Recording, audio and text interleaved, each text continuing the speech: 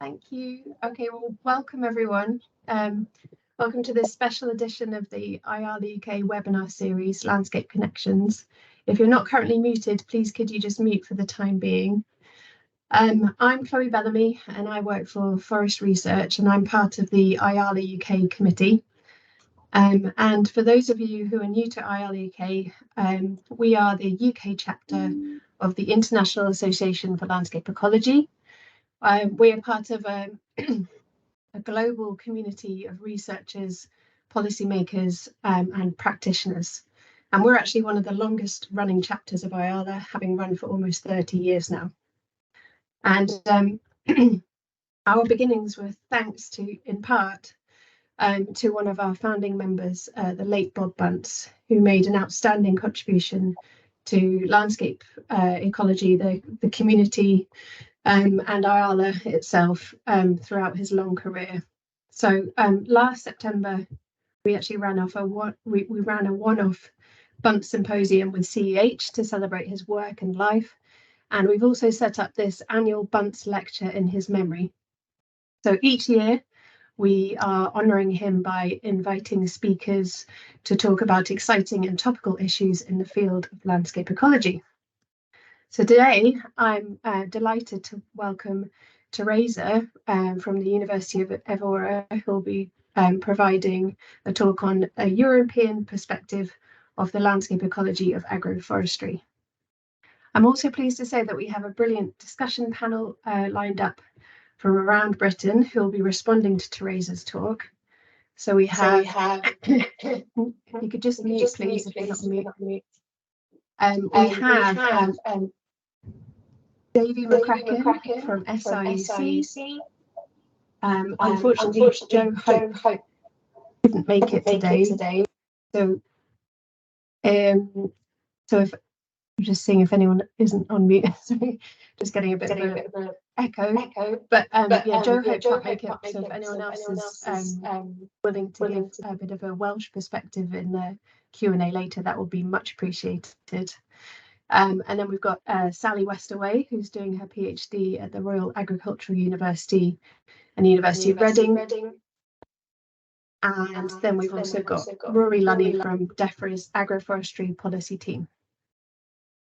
So, as you can see from the agenda here, the panel discussion will finish by 4, after which time you'll then have a chance to ask some questions. So please feel free to use the chat throughout this event and post your questions there. And then during the Q&A session, you can either, we'll unmute to you and you can ask your questions in person or we can read them out. And just to say, we are recording this session to upload to our YouTube channel afterwards for those who've missed it, but we won't include that Q&A session in the recording. So we'll be wrapping up at 4:30 for a comfort break. And then for those of you who are interested, we'll then have our ialeUK AGM.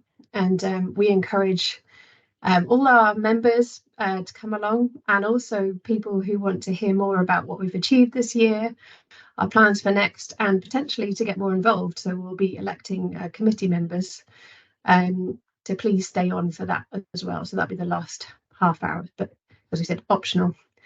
So now I'm just going to pass you over to our president, Mark Metzger, who is going to introduce Teresa. Yes, hello, welcome everyone, and thank you for joining today's lecture. And it's my pleasure to introduce Professor Teresa Pinto-Correia to give this year's lecture. I mean, fittingly, it was Bob Bunce himself who first told me about Teresa.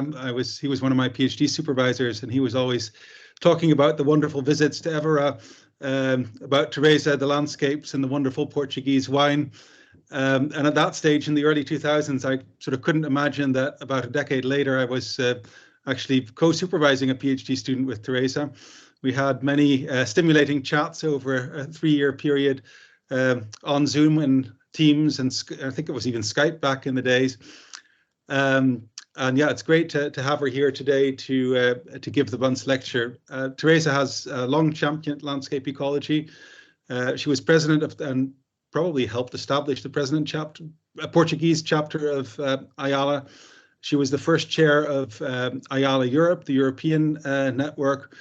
And she's published many papers on agricultural Mediterranean landscapes, and especially the Montado. Also published a number of books. And I found out today, as I was preparing for this, that she actually also wrote 2 newsletter articles for the ialeUK newsletter over the years. So she also has close ties to ialeUK. We thought that her expertise and insights in Mediterranean landscapes, where they have a long record of agroforestry and silvopastoral systems, would be a great introduction to the panel discussion reflecting on the UK perspectives from a policy, practice and research perspectives. But before we get there, the floor is yours, or the screen is yours, Teresa.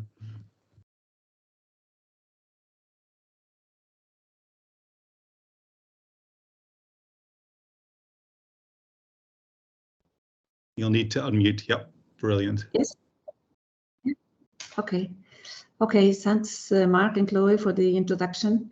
I must say that I'm very touched that you invite me to do this lecture, the Bunce Lecture, because Bob Bunce was really an incredible supporter of what we were doing here in Portugal. He visited, it's true. He even told me that the hotel where he stayed in Évora, it was his favorite hotel in the whole world. So I think he enjoyed the terrace very much, and it was really a friend. So it's a big honor to be here. And I guess these texts for the UK iale newsletter, it was surely Bob who wrote them. Yeah, so I'm very, very pleased to be here with you, and I'm very pleased to be able to talk about this silvopastoral system, which is our system in our region. So I'm going to talk about mainly silvopastoral systems, which are a part of the broad concept of agroforestry, and I hope this will be interesting for you. So maybe if you can change the slide. Oops. You have connection problems. Okay. I can hear you fine, Teresa. Okay. And the slides come through. Yeah. Okay. So this is the landscapes we're talking about. This is here in Alentejo. So I'm in southern Portugal, in the town of Évora, and we have this type of landscape surrounding us. So it's a mixed mosaic of trees and crops and grazing, and the silvopastoral system itself is where we have trees and grazing underneath, but it's combined with some areas with crops, and it's a very beautiful landscape, and it's really wonderful to be able to work on this landscape. So the next slide.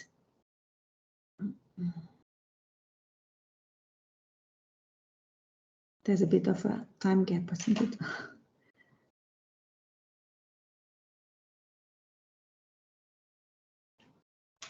Oof. Are you hearing me? Yeah, we can hear you fine. Okay.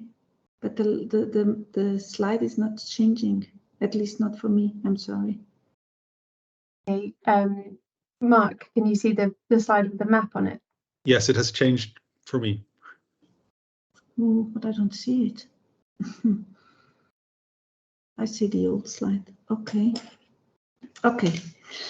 So what I wanted to show with this slide is that it's a very important landscape. It occupies a very large area of Portugal. So the green dots are the cork oaks.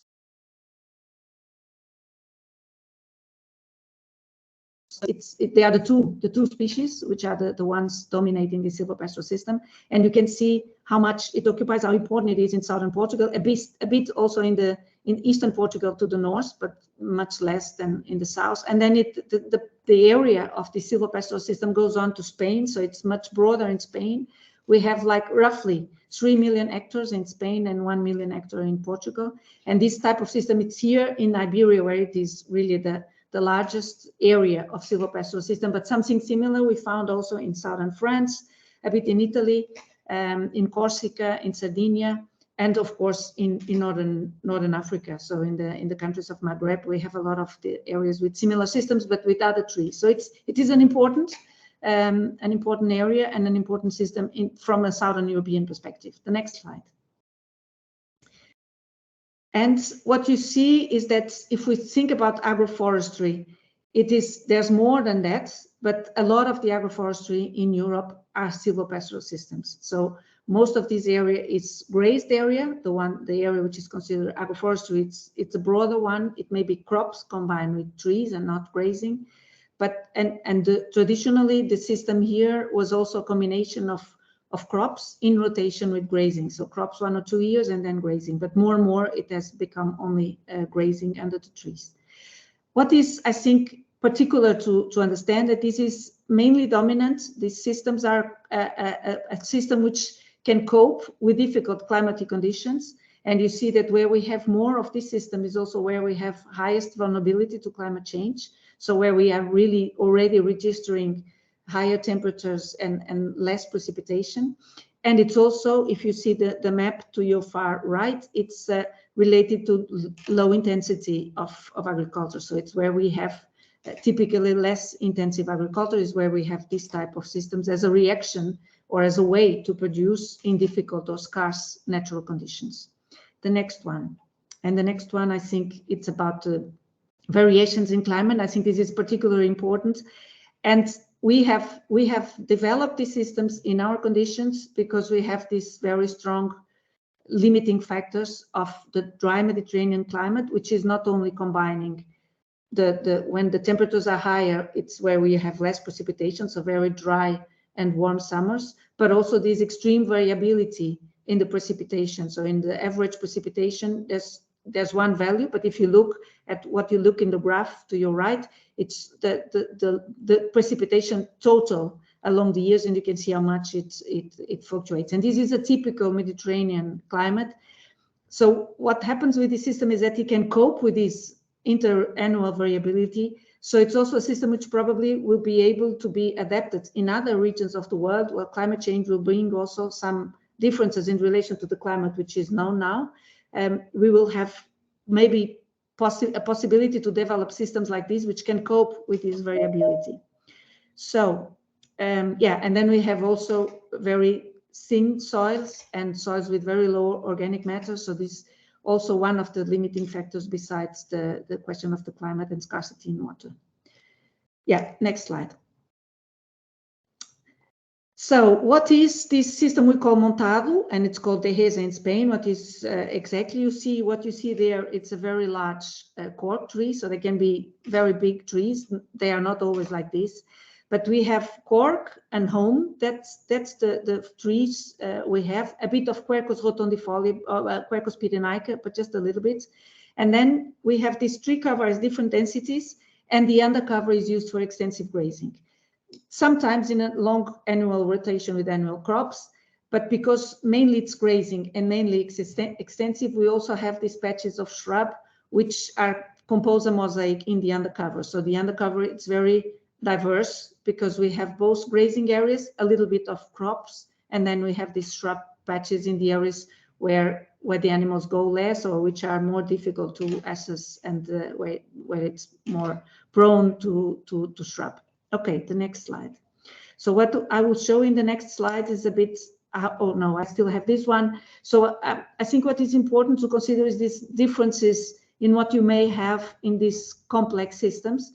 But what we combine here is that there are crops, there are trees always. Of course, there should be trees. And here in our system, the trees are forest trees and not fruit trees.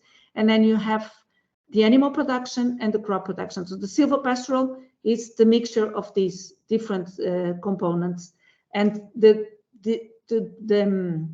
art of it, or what makes it very special, is that you really have to adequate one component to the other. So if you do more of the one or more of the other, then you will lose this balance and the particularities of the system. And that's what I wanted to show you now, is to show how it looks like, how the pattern, the landscape pattern of this landscape looks like. So you can change the slide, and then what is happening. So from a landscape perspective, you have an extremely fuzzy pattern. So it's very difficult. When I learned landscape ecology, I did it first in Belgium and then in Denmark. I did my PhD in Denmark, and there you have a very geometric landscape with very clear lines separating forest from grazing and from crops. And here what we have is totally different. So I had really struggled a lot in my PhD to understand what were the patches here, how much we should differentiate the different forest types. So you need to create a legend which recognizes these different densities in order to be able to produce a map which you can then use to do your landscape ecology classifications, calculate the indexes, and everything else you normally do with the spatial analysis. So this is how it looks like, this landscape. And then we have another one, please. Next slide. Yeah, which shows how the density is diverse and how all these can be a silvopastoral system. But in some cases you have very few trees, and you will have more grazing, or it's where you have the crop underneath. In other cases, you go really to a very, very high density. And if it approaches a limit where you have a total soil cover with the tree canopy, then you will have a forest, and it's not more a silvopastoral system. So these boundaries are flexible. The system, it's the density of trees changes in the different areas, but there is a minimum and a maximum boundary below, after which it's not a silvopastoral system anymore. It's an open area, or it's a dense forest. Next one, please. So that's kind of how it looks like in the field. It's you have these open grazing areas where you have the different animals grazing. You have the cork harvest, which is very important. So what you normally have is livestock as a production. You have livestock of different types. There's pigs, the very famous Iberian pig, which is the ham is produced in Spain, but the pigs, some of the pigs, they are grown up here. And then you have the cattle, and you have sheep. And as a production, of course, the most important is a bit of wood for charcoal or for other wood products, but cork is the most important and most specific. And what this combination makes is that it's, besides the combination that the system has in itself, or the complexity that the system has in itself, the different uses make it also that different owners will pay attention to different characteristics and will protect more one or the other depending on the type of animal they have or the type of production they are investing in. The next one. And what is also particular from the system is it's really because of this diversity and because of these different layers, vertical layers of vegetation, and of combining open areas with more closed areas, it's extremely interesting from a biodiversity point of view. So it's not only as a specific landscape, it's also a hotspot of biodiversity. It's classified as high nature value farming system, and it's multiple ecosystem services it provides now. And recently, more and more, there's also a pressure for recreation in these systems, which are not really providing any income to the farm owners, but needs to be considered because some of these activities may be income producers in the future. But there are, of course, besides biodiversity, now the question of carbon and water infiltration. It's also one of the issues which is very central in the debate about the survival or the resilience of these systems. Next one, please. So we have a scheme. I will talk a bit later on this, but we have a scheme which is now in place, which we are coordinating in my research unit here.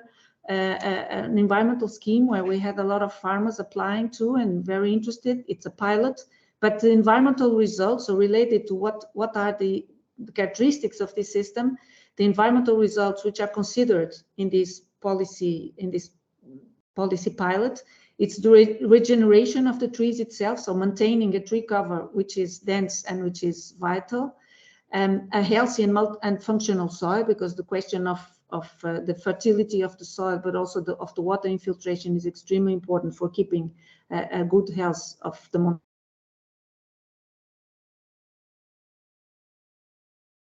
and the different landscape elements, because we have both riparian vegetation along water lines, small woodlots of vegetation, patches of shrub, and then temporary ponds, which are an important part of or which are the habitats for an important part of the biodiversity in these systems.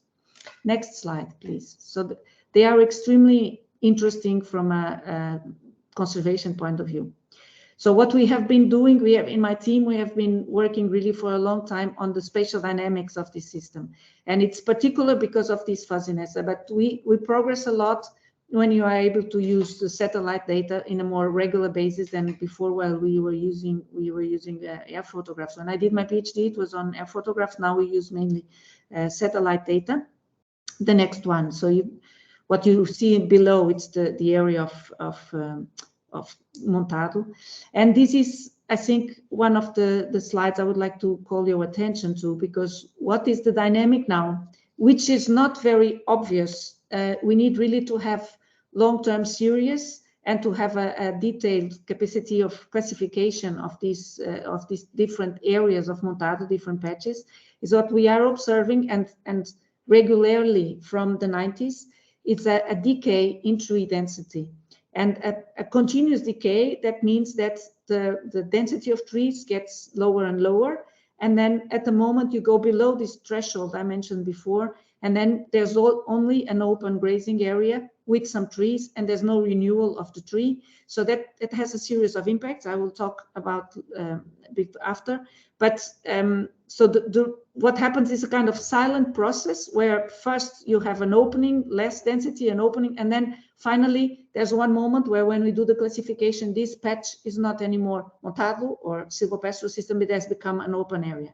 So what we have been observing in average is that from this 1 million we had roughly in the 90s of 5,000 hectares per year, accelerating in the last years, which is very, very worrying, because you don't see, it's not the trees are cut, the trees are simply not coming up again when all trees die.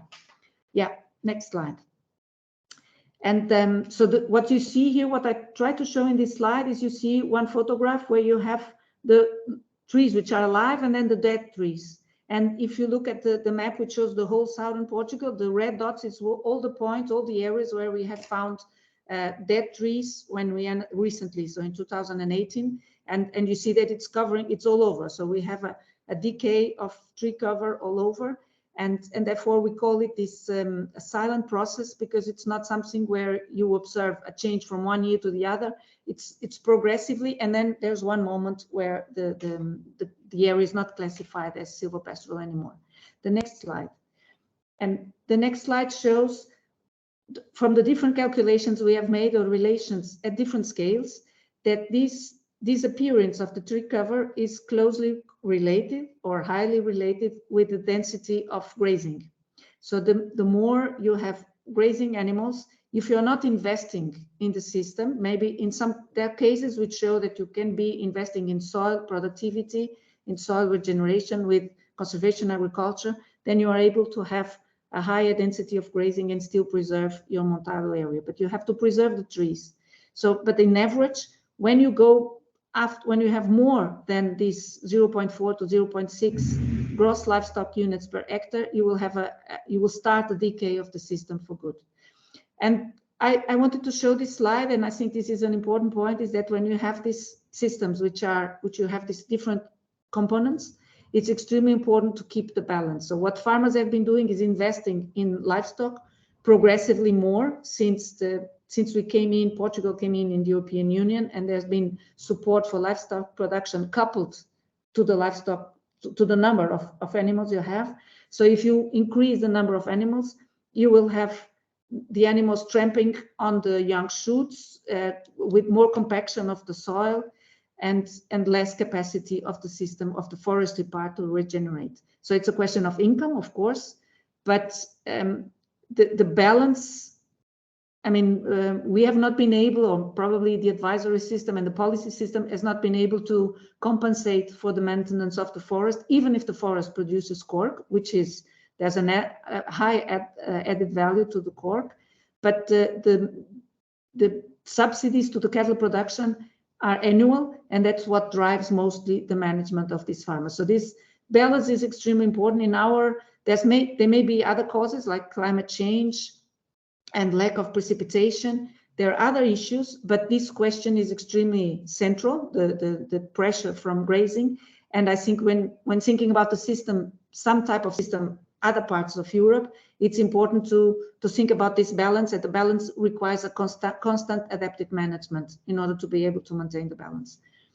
Next slide. And this is also related, for instance, with the type of breeds we have been using. So changing from the local cattle breeds, which are very light, and less demanding to heavier breeds which produce more kilos of meat, which are interesting in the market, but they are also more aggressive to the system. So this type of changes have been promoted by the agricultural sector, forgetting that there is a forestry component also in this system. So this is something to pay attention to.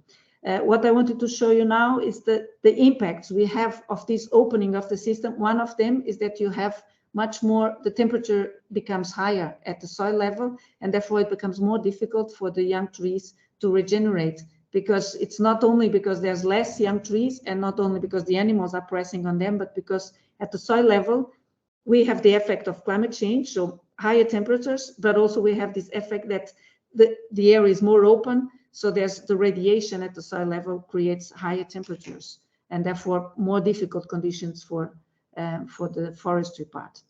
So the next slide, which shows more or less the same, is just another way of showing it, is this: if you have more openings without shrub, because before you could have maybe a separation between the trees, but then you will have patches of shrub in between, which will protect the young trees. When you clean the system and you only have grazing and maybe improved grazing, improved pastures for your animals to graze, you lose this capacity of the shrub to protect the young trees, and then you'll have this effect that you need to create some conditions, specific conditions of management focused on tree regeneration if you want to preserve the continuation of the system. What I show is two different photos, the one with an open system, and you can see all these areas which are open, there's no protection at the soil level, and then one which is close to a forest, whereas there's too much shadow, and there's also not possible to consider it at montado or a silvopastoral system, because there you have only forest. So it's the in-between, which is the ideal condition. Next slide, please. Then, yeah, maybe you can just go fast to these 3 slides, because it's what we have been doing to assess the impact on these systems, of these changes in biodiversity. So what happens, I mean, we have been doing this, applying the graph analysis to the system. And so you can continue, Chloe, you can show until the conclusions, because I think I will take a long time. So it's assessing what is the impact of this opening of the system. You can continue to the next one, and then the next one again, and the next one again, and the next one. Okay, no, sorry. The one before, where you have the conclusion. So in terms of biodiversity, what we have is that this change in the pattern of the distribution of the vegetation in the system has, of course, an impact also on at least on the animal dispersion capacity.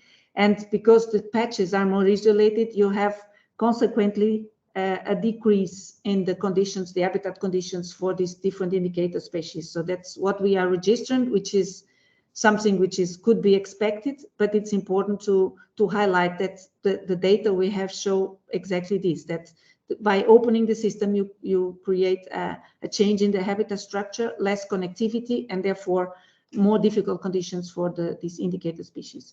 Next slide. We have been trying to help farmers. Some of my colleagues have been doing these modeling approaches to what you can expect, what will happen to your tree cover if you do one type of management or another type of management. And this is in order to create scenarios to help them decide where do they want to go, because biodiversity interests, they go hand in hand with the forestry interest. So if you have more shrub, you'll have more young shoots, you'll have more trees.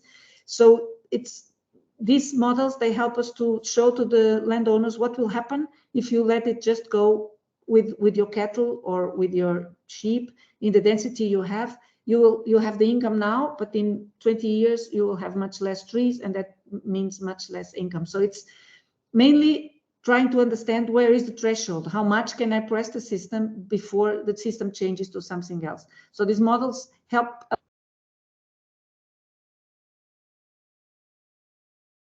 landowners and showing, besides this question of what everything they are losing now, what they will lose also in the future. Yeah, the next slide.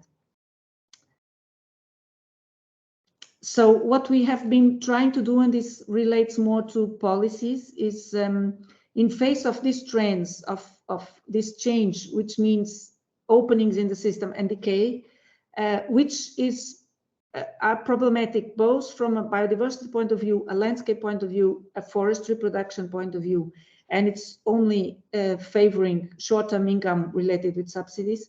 We have been working with the Ministry of Agriculture to propose new types of payments, because the policy orientations, they are extremely conflicting for the landowners, because there's one policy for livestock production or agricultural production and another policy for the forestry part.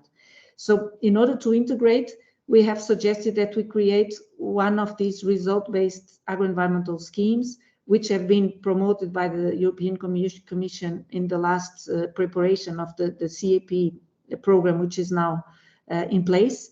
And we have created a pilot for the silvopastoral system in 2 Natura 2000 areas.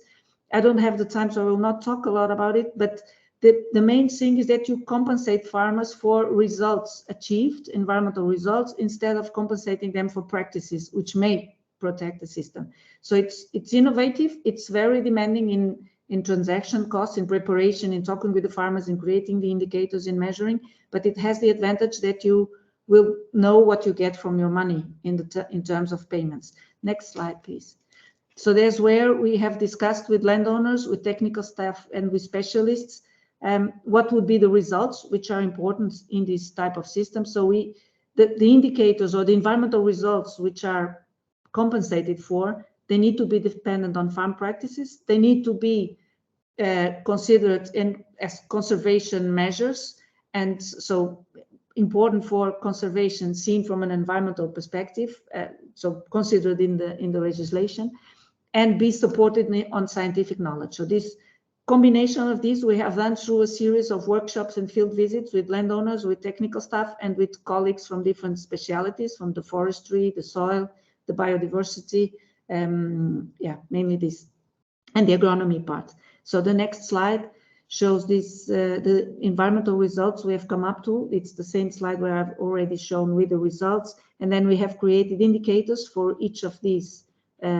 particular environmental results, and these are indicators which are measured in the field in the plots that the farmers have within this pilot scheme. So we have a pilot scheme which is ongoing. We are monitoring what will be the results, and we hope on some years from now, so the contracts are for 5 years, we hope for sure in 5 years to have results on if this makes a difference or not in terms of conservation of the system, improving of its general conditions, but particularly through these environmental results which are listed there: the biodiversity pastures, landscape elements, oak tree regeneration, and a healthy and functional soil.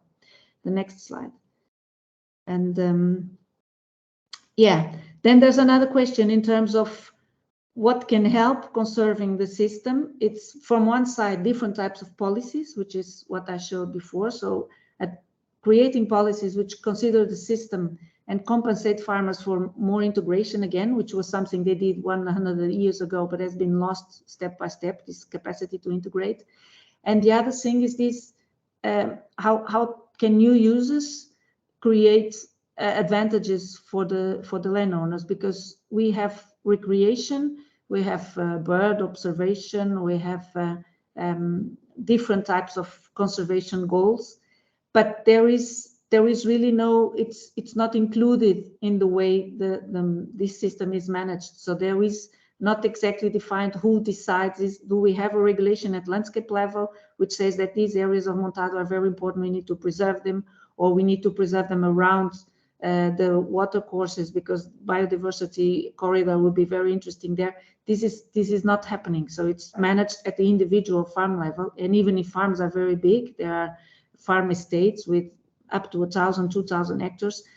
The landscape approach is missing, and this combination of different uses, it's also missing. So we need to define more clearly what are commons in these landscapes, how can they best be supported, and how to target public policy so they compensate farmers not just for their carbon or for the biodiversity, but also for this landscape value, which maybe would be a way to preserve this system. So when thinking about creating new of these silvopastoral systems or agro-silvopastoral systems, there's besides the biodiversity and the agronomic value and the carbon, there's this landscape and recreational value which is created, which may be one factor in the equation to create conditions for these systems to be profitable. And I think we need to consider them, and we only know the problems or the questions, the open questions. We do not have all the solutions at all.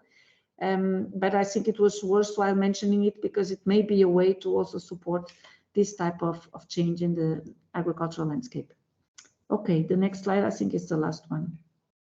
I hope this was clear. Yeah, if you want to know more about the governance of the silvopastoral system, we have edited last year this book on governance. So who are the actors in this system, how they work with each other, what is specific from the Mediterranean systems, and it was published in Routledge. And yeah, I just wanted to show, because I think the governance is extremely important. And the more complex the system gets and the more landscape value it has, the more complex is the governance, because you have both the farm level with its different components dealing with different sectors, different value chains, and then the landscape level where we have again other actors and other demands and other ways of eventually compensating farmers for what they are producing. Okay, that's it. Thank you very much for your attention, and I will be very happy to reply to your questions. Thank you. Fantastic. Thanks so much, Teresa. It's a really interesting insight into some of the challenges you have in Portugal and beyond about balancing the kind of livestock and tree health, productivity, and other kind of benefits. So that's really interesting from our perspective, and it's also really great to see some of the decision support tools and policy instruments that you've got. So I think there's a lot that we can learn from you. So I'd be really interested to hear some reflections from our panel members. So they've each got 5 minutes to respond to Teresa's talk. Whilst they're presenting, please do submit questions for Teresa and the panel using the chat box as we go. So I'm just going to hand you over now to Davy McCracken from SRUC. Thank you, Chloe, and thank you, Teresa, for an excellent presentation. That was great. Chloe has asked us all to follow a generic sort of structure with regard to our reflection sort of thing, starting off with just a bit of why and how we work within sort of agroforestry. But I'd just like to also say thank you to ialeUK for inviting me to be part of the panel today. I first worked with Bob Bunce back in 1992, which is quite a long time ago. And I am a gentleman, so I'll not say how long ago it was since I actually met Teresa, but it's great to actually see you and Teresa. But it's great to be here. As far as agroforestry is concerned, in the picture in the foreground that Chloe's showing, but also behind me in the Teams meeting here, I now head up an upland research and demonstration farm in the Highlands of Scotland. A number of my team are on the call. They have been working on integrating trees into upland farmed landscapes in Scotland for over 25 and maybe even near 30 years. So we've got a strong interest in showing how we can do this more effectively in these rather open and in some cases very sort of uninviting landscapes in Scotland. So you may think I've only been there for 10 years, so it's a bit false that I'm talking about agroforestry, but as Teresa's highlighted extremely well, Montados, Dehesas in Spain, they are exceptional examples of what's called high nature value farming systems, and where the biodiversity value is intimately associated with the agricultural, and in this case, forestry practices. And I've been working on high nature value farming systems for over 30 years. And also, although I haven't worked with Teresa on the Montados, I have been a strong advocate of these results-based, these outcome-based agri-environment type approaches for many years as well. As far as reflecting on Teresa's excellent presentation and what we can learn from agroforestry in Europe to apply in the UK, those of you on the call who are already familiar with agroforestry will probably think this is a bit trite, but I think it's worthwhile reflecting on it because there'll be many on the call who are not familiar with agroforestry. And the key thing is that for me, in agroforestry systems, trees are not seen as just an inanimate part of the landscape. They're an integral part of the system, maybe only at particular times of year, but they're certainly an integral part of the system. And that the trees themselves are seen as beneficial in providing additional products, not just supporting the livestock or the arable, conventional arable that's happening sort of underneath it. Those to me are, it's fundamental to agroforestry, but it's worthwhile repeating, because many in the UK just think, well, we'll plant some trees and that's agroforestry, and that is not the case whatsoever. The other thing, as Teresa highlighted right at the beginning of our presentation, that I think we can learn in the UK, or not so much learn in the UK, start to look and advocate for in the UK, unfortunately, it's crisis that facilitates change in many, many cases. We have seen a large number of successive years of drought across the UK. Here in Scotland, we've seen very extreme flooding events this autumn, and no doubt more to come during this winter. And it's when we start to get to see these extreme events and how they impact on open areas of farmland that hopefully we have more of a chance of convincing a larger number of farmers that trees and agroforestry have a much larger role to play in actually helping to make their farms and their systems more viable and more resilient to ongoing climate change, which is already with us and is only going to get worse, unfortunately, as we go forward, at least for the next few decades. So trees are definitely a part of the solution going forward. How might we be able to do better and scale up and implement agroforestry in the UK? I was part of a steering group. The Institute for Chartered Foresters had a conference earlier this year in Birmingham, I think it was, connecting trees, farmers and foresters. And one thing that came out of that, and Chloe, you asked for any Welsh reflection. So I'm not Welsh, well, I'm a quarter Welsh, but I don't say much about it. But Tim Pagella from Bangor University was at that conference. And he was emphasising how many farmers in Wales are desperate, very interested in doing more to practice agroforestry or establish agroforestry, but they're struggling to get the sort of state support, state guidance, state advice, and to actually help them know how best to do that. And the whole focus of the conference, at which we also used Montado, one of Teresa's colleagues, as a good example of how things can actually work in practice. One of the reasons behind that conference was to try and highlight to Institute of Chartered Forestry members that actually they need to understand better what farmers' aspirations are when they're seeking to establish trees on their land and integrate trees with livestock or arable or whatever it may be, because that is a different ethos than what a standard forestry advisor would be looking at coming to a plant at this density with this number of species, etc., etc. So I think more advice, more appropriate advice, more targeted advice, would be extremely helpful.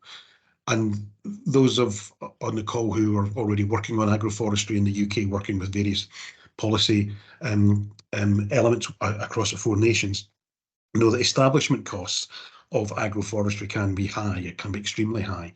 Not so much the cost of the trees or planting the trees, but protection of the trees in the early years can be much higher than is currently available under current financial support from a policy perspective.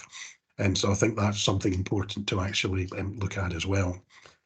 I think, just coming to an end in my brief reflections here, I think it's also important not to get too misty-eyed that trees and livestock, we can bring them together and everything will live in harmony. What Teresa has really highlighted very, very well to me is that balance, ensuring we get the balance between the focus on the grazing and the focus on the trees, and not just the trees, but making sure those trees can regenerate. That will be crucial, because I could see it being very easy to make the case in the UK, yep, let's get some trees in, let's throw some livestock in there and everything will be fine. It won't be. We need to make, as Teresa's highlighted, we need to manage both elements of those together to ensure it's sustainable into the future. And also to be sure that right from the start in the UK, Teresa's having to do it retrospectively, but we should take the lessons learned and ensure that as well as the agricultural benefits from any agroforestry systems in the UK, we should ensure right from the start that those wider environmental benefits in terms of biodiversity, carbon, water retention that Teresa mentioned are recognised right from the start, and just as importantly rewarded right from the start, and become a fundamental output from the system, that those practising the systems can then see a value in and the range of outputs that's coming from that. And finally, I just want to say, great, Teresa. Love to hear somebody saying in a landscape ecology conference that fuzziness in the landscape is good. Thank you very much. Hey, thanks, Davy. And we're just going to move on to Sally. Yep, I'm here. Can you hear me, everyone? Perfect. Yeah, thanks, Teresa. It was really fascinating talk and really thought-provoking as well. I really enjoyed it, so thank you very much, and thanks for inviting me as well to speak here. So I'm Sally Westaway. I've got a few different hats that I wear for various different things. I'm currently studying for a PhD, part-time, looking at the trade-offs and synergies of ecosystem service provision, different spatial configurations of trees on farms. I also run a community supported agriculture farm in Cornwall, so the other end of the country from you, Davy, where we planted a small agroforestry system. So I've got sort of practical experience as well, and I think I'm going to bring that a little bit into this discussion, hopefully. So we're mainly obsessed with planting trees down here for wind protection and finding tree species that can grow thick and fast. We see a real benefit to the trees as we're in quite an exposed coastal location. So I've also got a background in conservation and ecology, and I most recently worked at the Organic Research Centre as a senior agroforestry researcher, looking at, amongst other things, the economics of integrating trees into farming systems, particularly sort of looking at it from a farmer's perspective, I suppose, of how existing trees and hedges can be used as part of the farm production system, and hence my choice of photograph that's been displayed at the moment, managing them for wood fuel, but also looking to manage the wood chip as well for soil fertility. So I'm interested, Teresa, actually in the sort of farmer angle from the Montado system as well, and how the farmers see the trees and whether they see the benefit to them. Hopefully they do.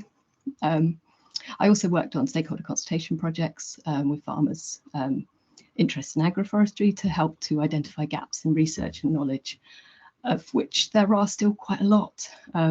And I think that knowledge exchange across countries, like today's session with Teresa's brilliant talk, are really valuable, especially in the field of temperate agroforestry. We've still got some quite big knowledge gaps, and there are very few mature agroforestry systems in the UK. So looking to Europe allows us to access this wider pool of mature agroforestry systems and working examples that we can learn from, including this fantastic Montado landscape that we've been hearing about. It also offers different perspectives and approaches.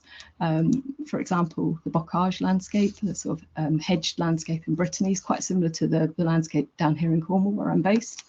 And they looked there to manage their hedges for wood fuel using farmer cooperatives. It sort of offered this direct transfer of learning processes to the UK via one of the projects I worked on. And I also think, just reflecting on the presentation and my small knowledge of Montado systems, I think we could learn something here from the management and the marketing as well of these diverse high-value agroforestry products from Montado systems and services as well, and look to sort of try and replicate that potentially in some of the farming systems we've got here. So we were also asked to talk about what blocks or what we can learn about or we can apply to large-scale implementation of agroforestry in the UK, and Davy's mentioned a few of these. I think it depends on many factors. There's a definite need for high-level, high-quality advice and guidance for farmers. I think that's a real missing thing that's constantly being talked about, but can't be talked about enough, I think, because I think it's still a problem. Farmers need to understand trees and how trees can work for their farming systems, so which tree species are appropriate for what they want to do and what they want the trees to do for them.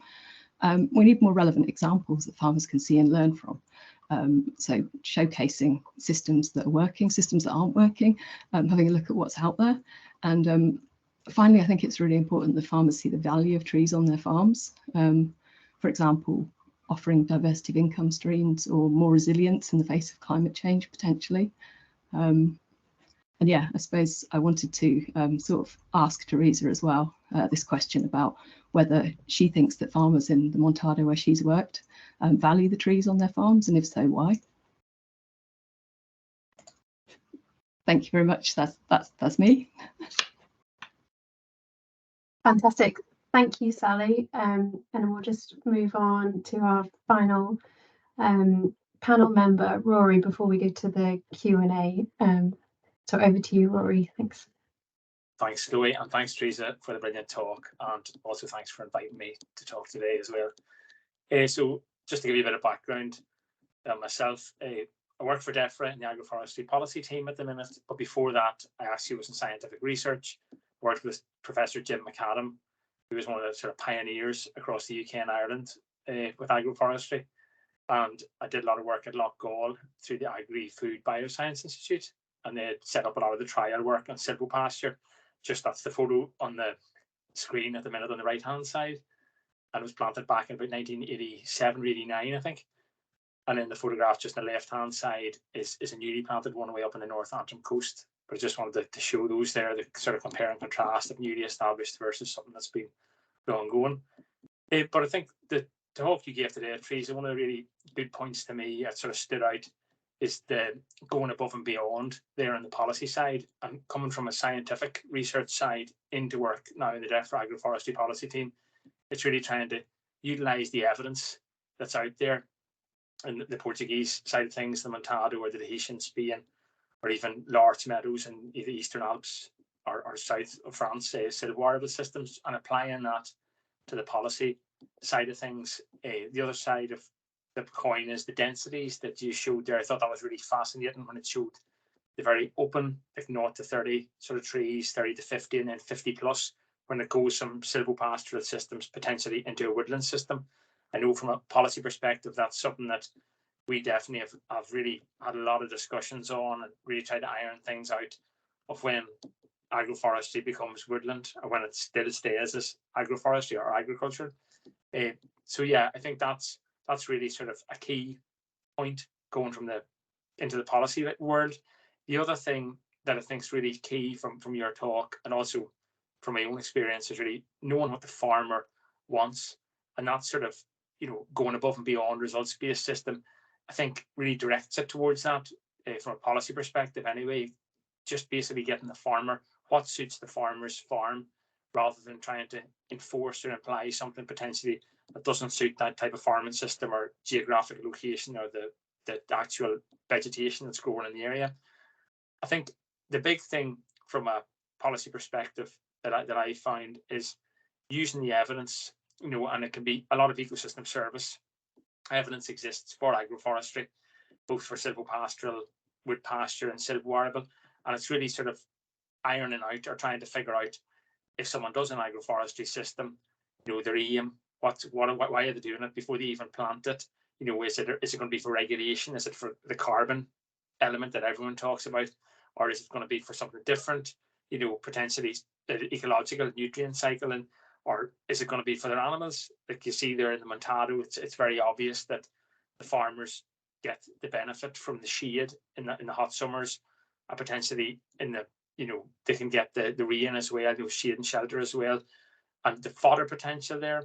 And then the other diversification, obviously with the cork oak, that's something I think it's really, really good, and trying to get that message across to farmers that a tree isn't just going to have one use potentially on a silvopastoral system or a silvoarable system for that you can actually have multiple uses and multiple products or things coming off it, whether it's fruit or nuts, the cork oak in that scale there, or else they maybe have a nitrogen fixing potential where the farmer doesn't have to apply as much nitrogen to the field. So those sort of ecosystem service benefits from trees, I think, are a really key part of the silvopastoral or silvoarable system.